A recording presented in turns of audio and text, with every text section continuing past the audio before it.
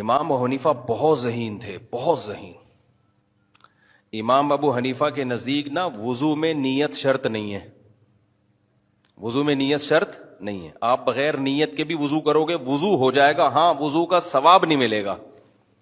تبھی کتابوں میں مسئلہ لکھا ہے کہ آپ بارش ہوئی اور آپ کے چاروں اعضاء دھل گئے، چہرہ بھی، ہاتھ بھی، پاؤں بھی اور سر کا مسا بھی ہو گیا، یا آپ ویسے ہی ٹھنڈے پانی سے نہا رہے تھے گرمی دور کرنے کے لیے، تو آپ کا وضو بھی آٹومیٹیکلی ہو گیا، غسل بھی آٹومیٹیکلی ہو گیا، ثواب نہیں ملے گا البتہ، لیکن وضو ہو جائے گا، نماز ہو جائے گی۔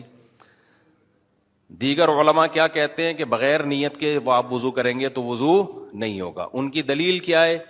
صحیح بخاری مسلم کی حدیث ہے، انما الاعمال بالنیات، اعمال کا دار و مدار کس پر ہے؟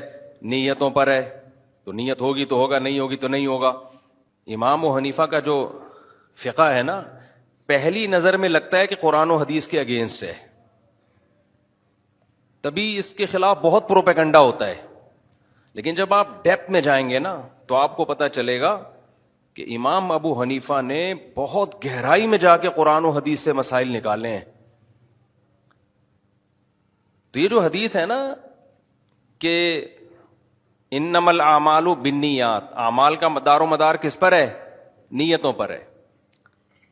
اس حدیث کی اصل تشریح یہ ہے کہ دیکھو، اس حدیث کا مطلب یا تو یہ ہوگا کہ اعمال کے صحیح ہونے کا مدار نیت پر ہے، یا اس کا مطلب یہ ہوگا کہ اعمال کے قبول ہونے کا مدار نیت پر ہے۔ دو ہی مطلب نکل سکتے ہیں نا۔ قبول ہونے کا مطلب کہ اس پر جو ثواب ملے گا اللہ کے دربار میں، وہ جو قبول ہوگا۔